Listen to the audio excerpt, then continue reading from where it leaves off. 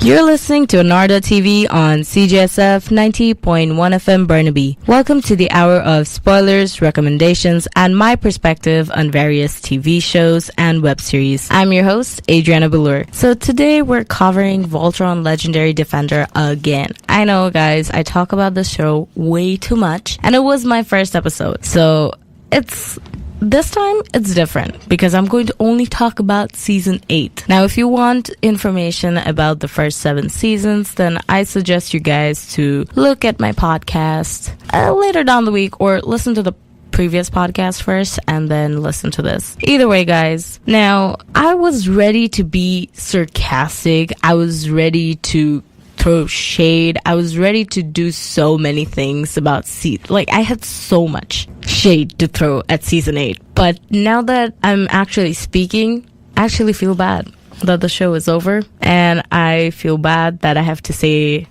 my goodbyes to the characters. I just feel really, I don't know, I feel like I just didn't have much time with them. Because honestly, I became a part of the fandom since August, so it wasn't really that long, but I'm in love with the fandom and I love the people that are in the fandom. So I know some of you are listening to this and I love you guys. You know who you are. Throughout the show, I'm going to also read out farewells from other people in the fandom that have significant roles.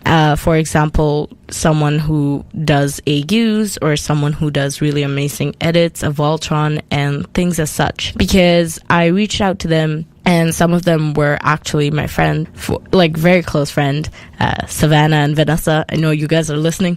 So I'm just going to read out their farewells from time to time, but I'm going to mention whose farewell I'm reading out and all that. So yeah, I'm going to get right into it. In a general way, season 8 gave me so many feelings. If you were following me on the day of season 8 coming out, and I was all over Instagram story. Like, my story was, I think I put out 30 Instagram stories of my reaction of how I felt about season 8. 5 minutes in, I lost it. By the way, Lawrence is canon. Yay. So if you guys didn't know, I'm a multi-shipper. Although I ship Lance on the main, I actually like Lawrence a lot. So I was happy, but then I was kind of sad. It was a bittersweet feeling. But then, Clans had a sunset moment there too. But Lawrence happened, although they killed off Allura. So that made no sense. I mean, I guess you could say it was part of the plot, but I found it completely unnecessary for them to put it in the plot. Also, guys, today on the radio station, I have my cousins. They're staring at me at the moment. I'm trying to talk to them or pretend to talk to them, but it feels weird because I've never had 2 people at the radio station together while we're talking. Now they're trying not to laugh, but it's okay if you laugh. I'm not trying. Okay, yeah. One of them already started laughing. So I think I'm gonna bring them in after a song is played because I feel very awkward that they're just staring at me and not speaking. So yeah, I'm gonna play a song called Clarity by Zed featuring Foxes. It's a pretty popular song. And when we come back, we're gonna get into season 8 and I'm going to explain to my cousins why I'm so pissed off. And let's see how they feel about it because they haven't watched Voltron. So I want to know how a person who's never seen Voltron hears my explanation about season 8 and feels about it. Alright, guys, I'll be right back.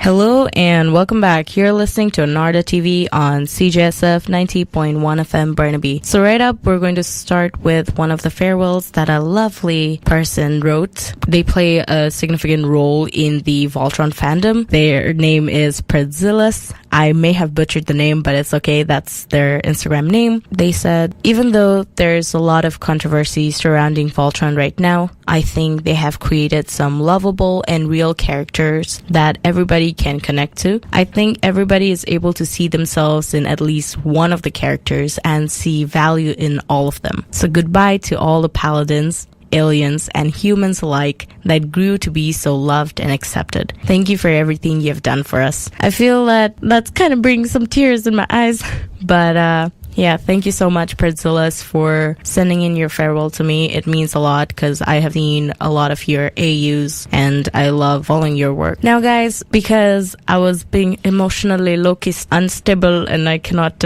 stay like this for long, a very improvised thing is happening. My cousins are going to speak with me. So how this works out is that I'm going to explain a particular episode to them from season 8 and see how they feel as a person who has never watched Voltron, how they react to it and all that. Because they don't particularly want their name out there yet. So how about one of you be Cuz 1, one of you be Cuz 2? I'm a Cuz 1. Cuz 2. Yeah, there you go. So I hope you could distinguish the voices. We're from Florida. Yeah, you can say that. It's fine. Yeah. So if you couldn't hear her, she said she's from Florida. Yeah. All right. Yeah. She was pretending with the accent. Yeah, Sometimes I'm we will do gonna accent. stop that. Sometimes we will do accents that are borderline stereotyping. We apologize, but things are happening. Okay, I feel weird things about talking about Voltron season 8. The show itself means a lot to me. Yeah.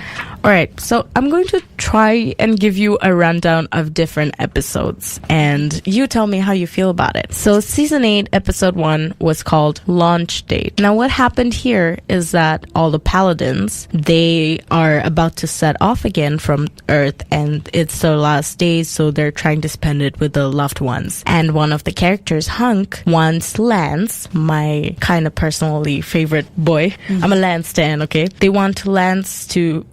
Hunk wants Lance to ask Allura out on a date. Now I ship Allurans, so I was like, yeah, that's cool. Also I ship Clan, so it was a whole bittersweet moment, okay? Cuz 2 is already giving me a face. So what happens is that Allura and Lance goes on a date, and then we also see how one of the other paladins, the green paladin Pidge, helps Allura pick out a dress and all that. It's a very cute episode, except it feels very rushed because what happens is at first Allura's like, I don't want to go on a date. She's like, I don't know, I have so much work. And then one of the other characters like, no, Allura, you need some rest. And then Allura's invited to Lance's family dinner, and then they go on a date, and Allura fixes beautiful tree that used to be a part of Lance's childhood, and then Allura talks about how her species, Eltaians, they don't accept her and all that. And Lance is like, trust me, princess, I know how you feel. As long as I'm here, you'll be accepted. I love you. And Allura's like, oh, Lance. And then and then the kiss, okay? So as a person who has never watched Voltron, do you think it's kind of rushed? Oh, it's definitely rushed. Yes. Okay. Especially with her change of heart. Now let me give you a little rundown. So from season 1 to season 7, there was romantic development in the sense that Lance always was like, oh, Allura, okay? But Allura always played it off as a joke, like, oh my god, like Lance, I don't like him. And so I feel personally, if they wanted Allurans to happen, that's their ship name, they should have not made Allura cancel off Lance's feeling throughout season 1 to season 6, let's say. But then what happens is that in season 5, Allura starts having feelings for another character called Lotor. And they even have like a whole ass relationship, okay? And then season 6, Lotor gets killed by the Paladins because Lotor is bad at that point. And then she comes back, and then all of a sudden she's into Lance. Oh. See, like I said, I ship Allurans, but it feels rushed. The development wasn't properly... Like, they didn't really give a reason for her to really fall for him. Exactly. And the sad part was,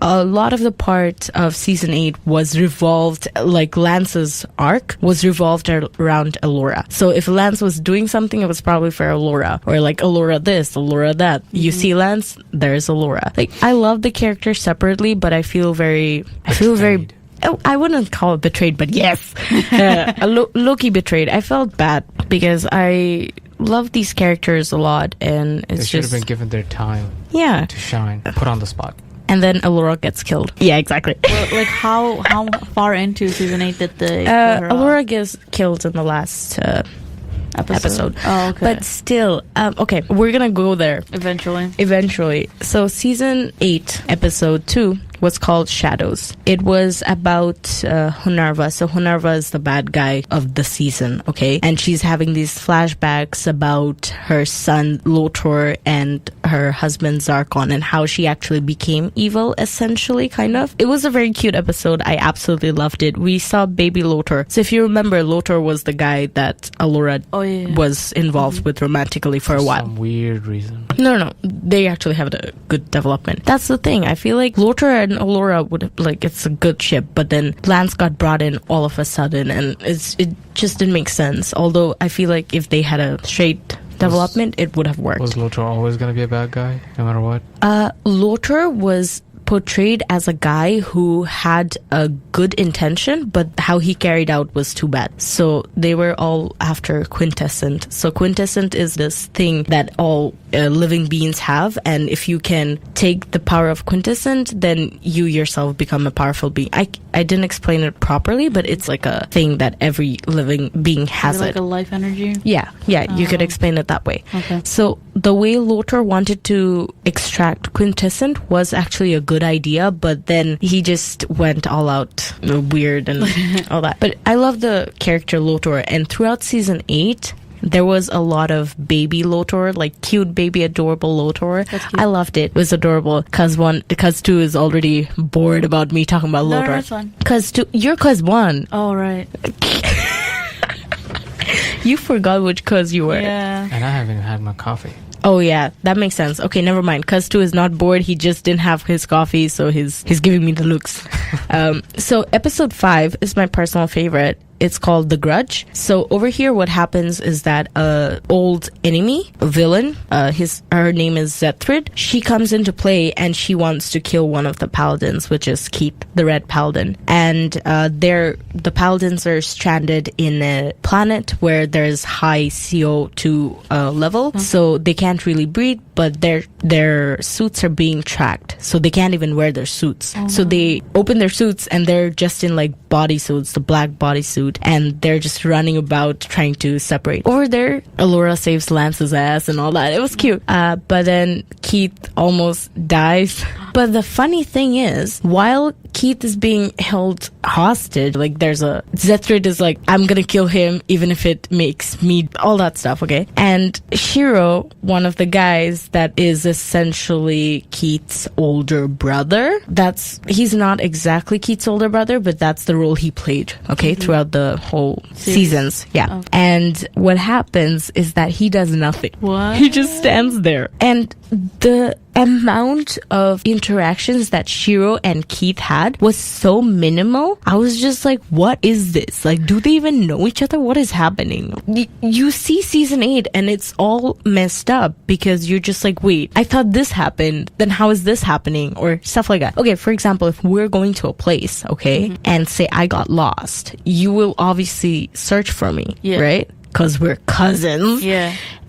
Except it seemed that throughout season 1 to season 7 they would search for each other, but then in season 8 they were like, oh, I guess they're lost, and then walk away. So they were separated in season 7? No, they weren't separated in season 7. I'm just giving an example that if you have a proper relationship with someone, it doesn't have to be romantic, you care about them and you want to do something, right? But in that particular episode it seemed like Shiro was like, oh well, I guess Keith's gonna die. Oh my god. Like, yeah, it's become a meme. Yeah, it's probably gonna become a meme at a point. Or actually, I probably did see a meme at some point. Yeah. Bye, Keith. Yeah. So my personal favorite, my highlight of this season was episode 7. It was called Day 47. So one of these really, like, you have side characters aside from paladins, but they're like side main characters, if that makes sense. So one of them, his name is Kincaid. He is a MFE fighter pilot. You don't have to know the specifics. So Kincaid, how this episode plays out is that Kincaid is doing like a vlog thing, and he's going around the Atlas. It's the ship that they're all in, and he's getting people's reaction and all that stuff. I love my boy Kincaid. He's called boring by someone, but he talks about cooking a lot, and he likes Hunk because Hunk cooks. It's cute. I love it. And it's just, I feel like at a point I want to make an edit about Kincaid. Just like, it's so cute. I love him. He's an adorable character. Yeah, you would love him too if you watch the show. You guys should watch the show. Then this would make a lot of sense. Still making sense, yes. Okay, good. So guys, I'm gonna read out another farewell, and then I'm gonna play a song called Never Be Like You by Flume. So the farewell that I got is from Fino V. Carino. Love their content. So they said, Voltron has influenced a lot of my interest in the last year, in particularly art. No matter the discourse within the show, Voltron holds a place to me that I can't forget. And I agree with that, because no matter how much I'm kind of criticizing the show, I actually love it a lot. And it's just sad. I don't know if you can hear my voice and feel that I'm about to cry at a point. I can tell by looking at you. Yeah, I have strong feelings about the show, okay? Hey, And understandable. Yeah, fair enough. It's like you with Yuri on Ice. Hey. Okay, we're not going to talk about Yuri on Ice in front of you? After I'm gone, sure. Okay, fair enough. Spoiler alert. We're probably going to talk about Yuri on Ice next week. Also, this week we were supposed to have Noof on the show, but unfortunately she had some plans that she couldn't avoid, so she couldn't be with us. But she'll be here in the future episode. Don't worry about that. So the song I'm about to play is called Never Be Like You by Flume. Hope you guys enjoy.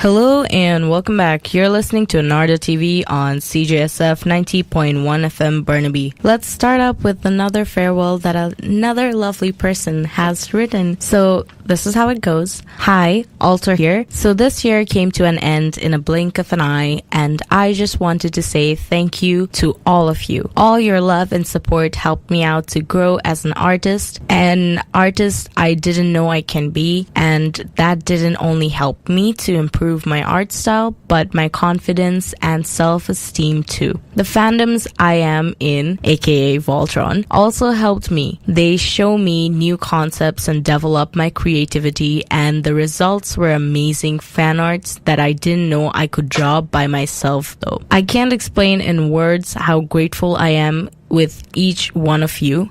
I wish everyone has fun at these holidays, and I hope we still are together the next year. Happy holidays, everyone. I love you. And the thing is, both Alter and Fino, they gave me like a cute little art with the farewells. It was so cute. It warmed my heart. I love them. I love the fandom, honestly, because I feel like if I didn't have the fandom, I would go more insane. Because this entire week, because season 8 came out 14th December. This entire week, yeah, it's pretty recent. This entire week, I stayed sane because of the fandom.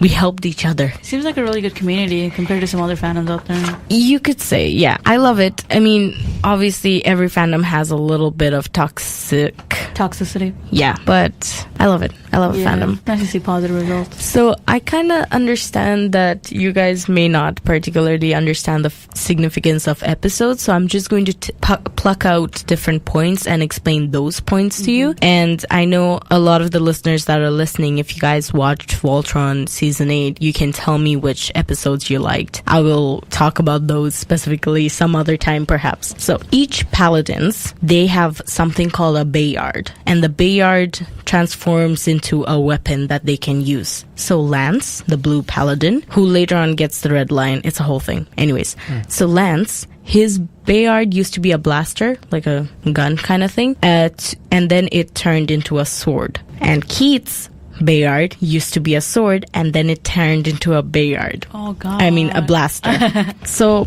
to you, a person who has never seen the show, would that not mean that they kind of... That does show like a significance of their relationship. Exactly. Each other's weapons. Did they like each other at the beginning? So there's a lot of controversy about this particular ship, because in season 1 we get this episode where there's a bonding moment where Lance almost dies, and then Keith runs to save Lance, and then they hold each other's arms and look into each other's eyes very romantically. Oh my God. And then throughout the the whole series, there are these episodes. But the thing is, it wasn't ever said verbally out there, like Lance's feelings for Allura. That sounds a lot like queer baiting. Yeah.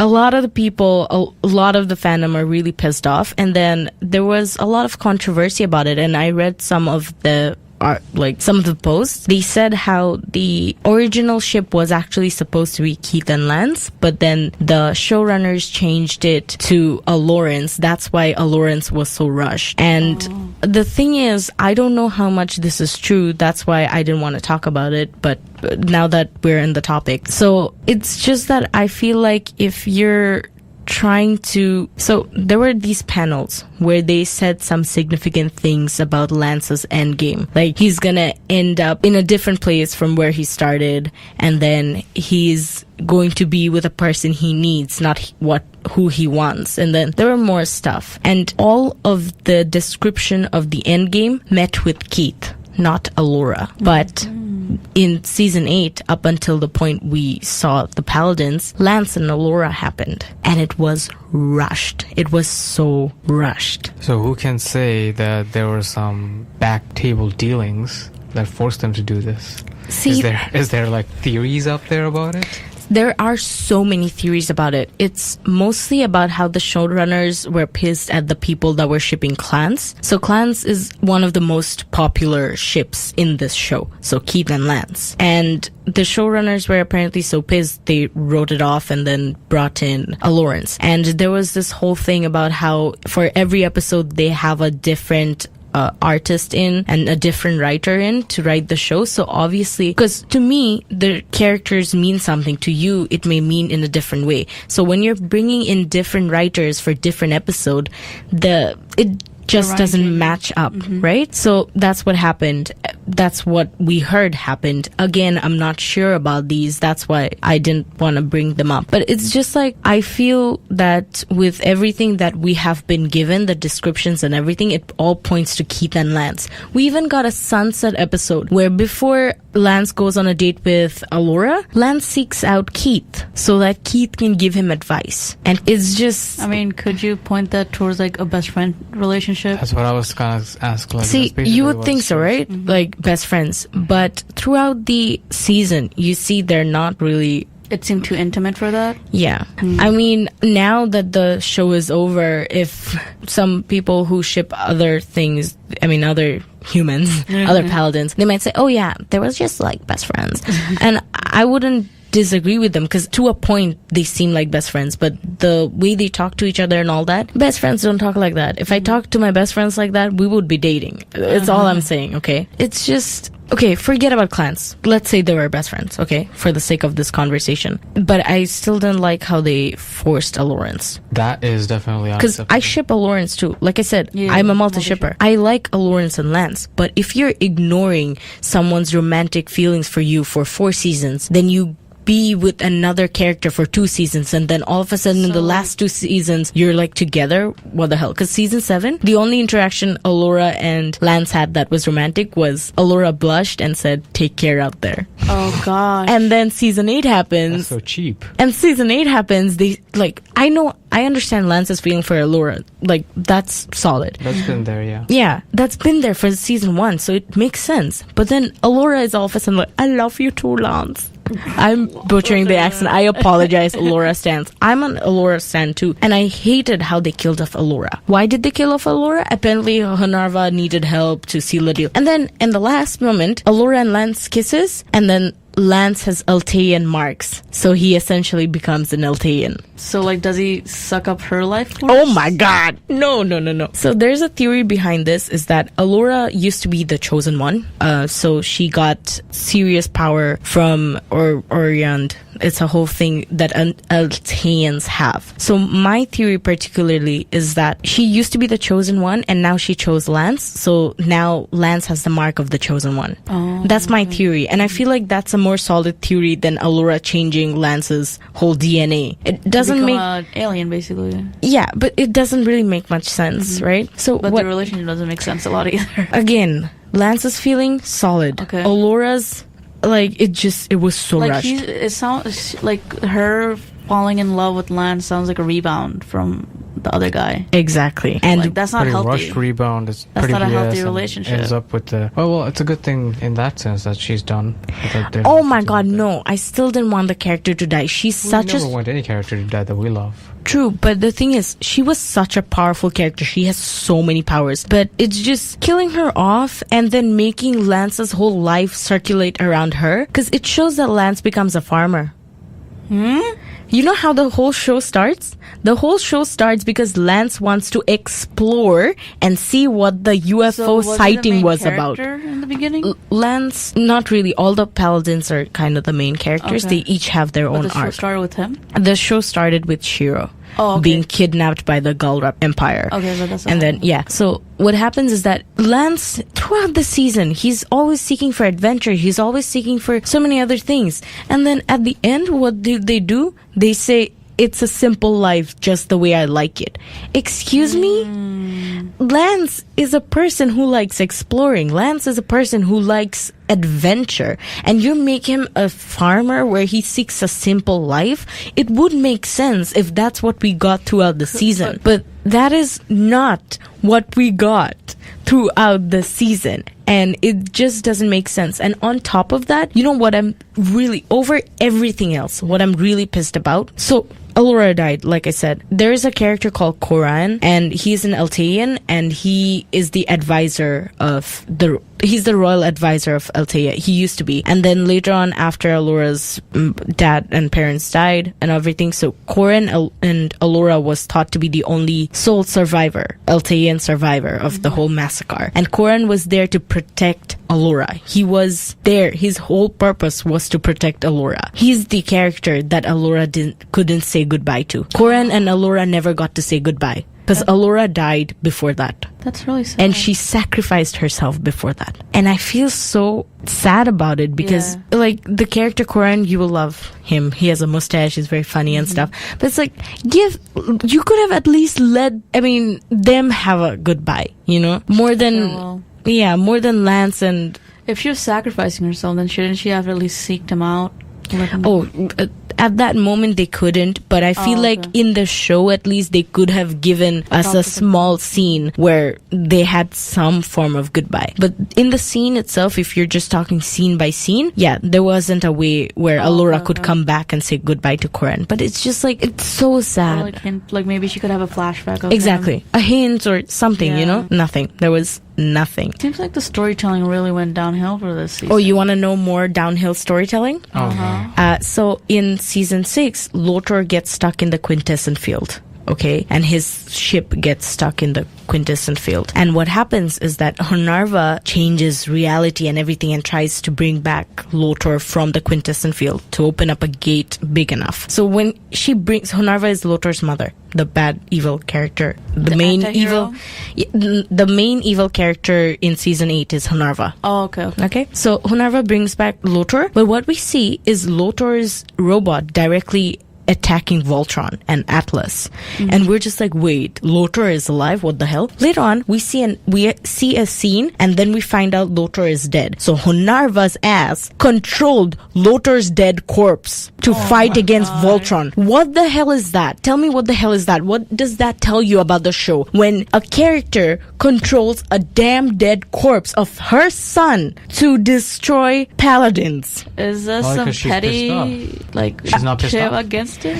See, she's not a pissed off mama bear? Oh my god, she is the whole season is about her being a pissed off mama bear, where she is trying to find a perfect reality where she can live properly with her husband Zircon and her son Lotor. But the thing is, when she does find that perfect reality, we see that Honarva never had motherly qualities, because she goes there and baby Lotor is like, you're not my mom because my mom died, and Honarva looks kind of messed up compared to what his mom would have looked. And Honarva's pissed. He's like, I did all these things with reality and now you don't want me as your mother. And then it's just like, so she treats Lotor as property, not how a mother treats the son. And it's so sad because does she love him or just owns him?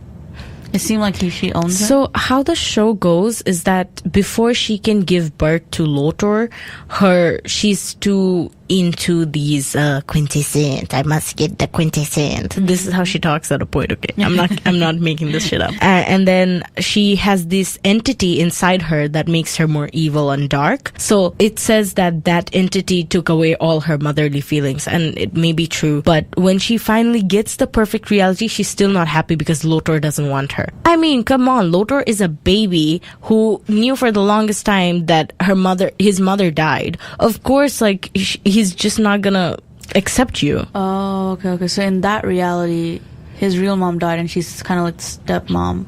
No. Not, or like, it's showing that she came back to life from another reality.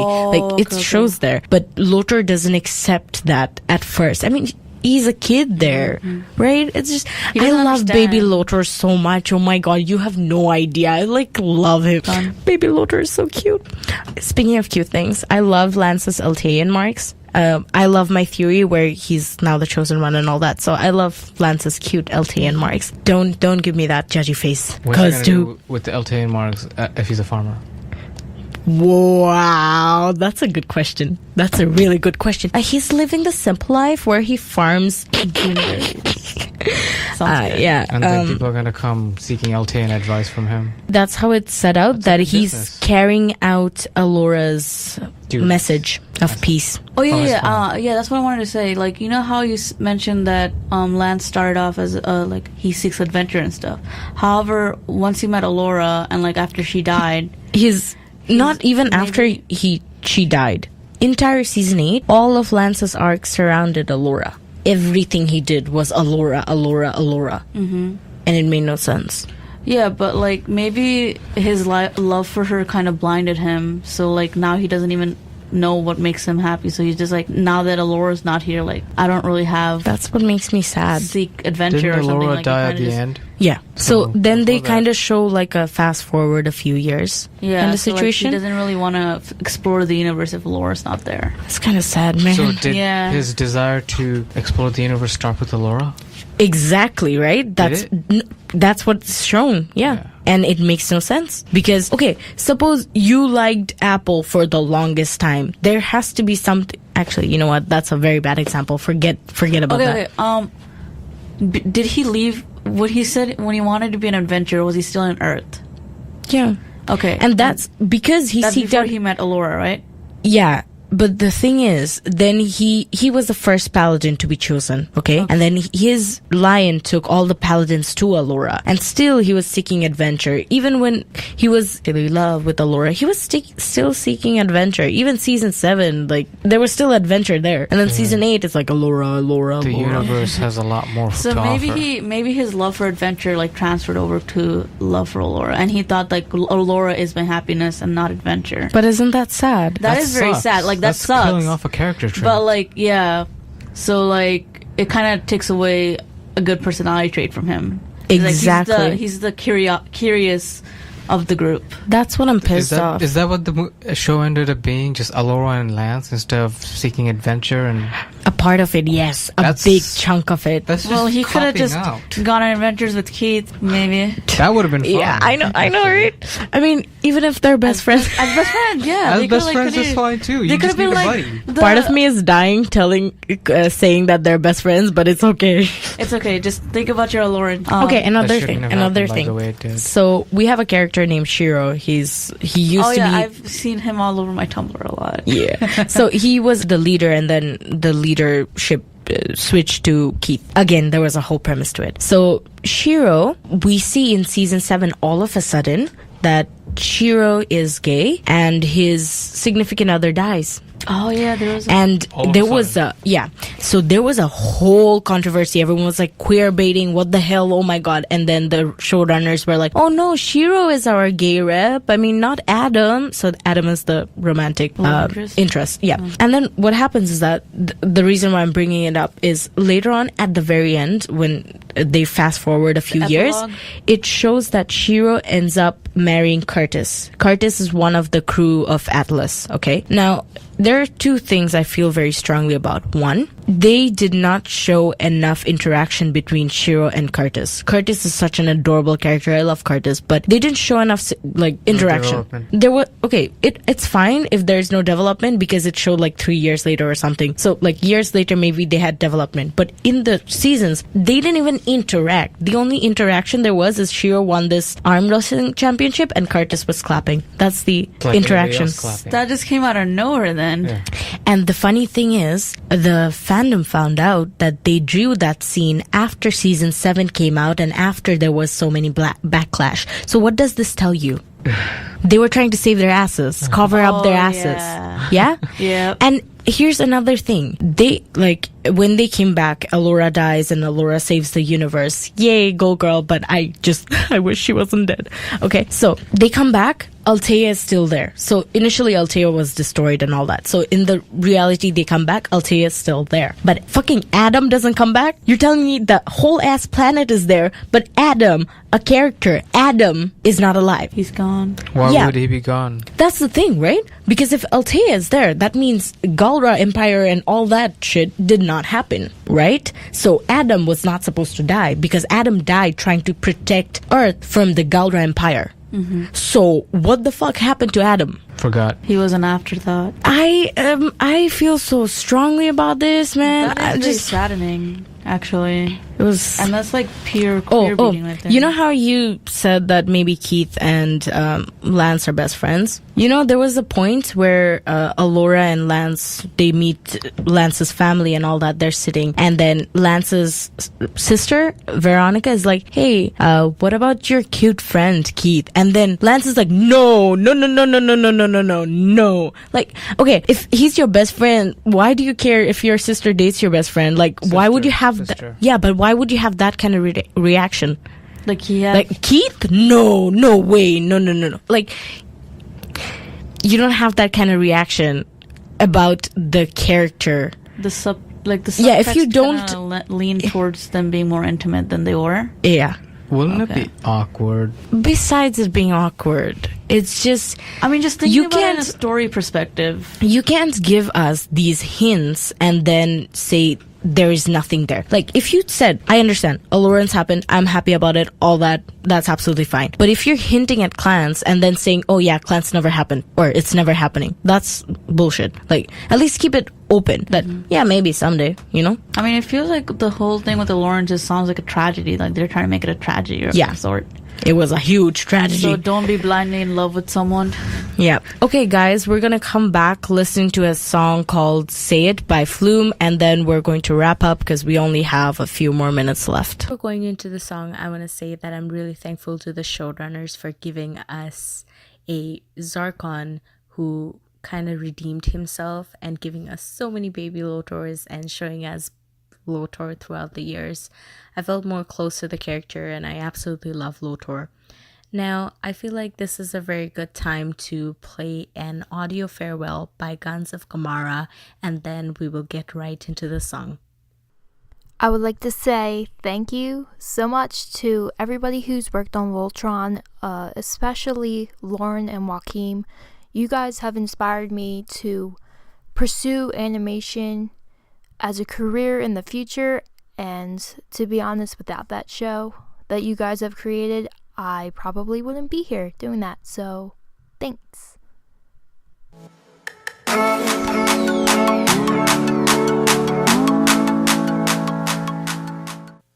Hello and welcome back. You're listening to AnaerdaTV on CJSF 90.1 FM Burnaby. So we have a farewell from Skylar. I love his work. His edits are absolutely marvelous. So he said, Dear Voltron, ever since I finished watching season 8, I haven't been able to stop crying. I can't possibly let go of something that has brought me such joy for the past 3 years. But I know everything must eventually come to an end. I want to say thank you for all you have done for me, brought to me. Lance, my followers, my friends, my inspiration, etc. I wouldn't be editing as much as I do if it weren't for you. I'm grateful. It's been a wild ride and I'm going to miss the Paladins so much, especially my favorite sharpshooter Lance. I fell in love with him the moment I saw him and he was still so beautiful the moment I saw him. Thank you, Voltron, and thank you, DreamWorks. It's been an honor flying with you. Love, Skylar. Man, this is bringing me to tears. Oh my god, thank you so much, Skylar. I love you. And Skylar has been getting some shit from some of the people. Like, back off. You better not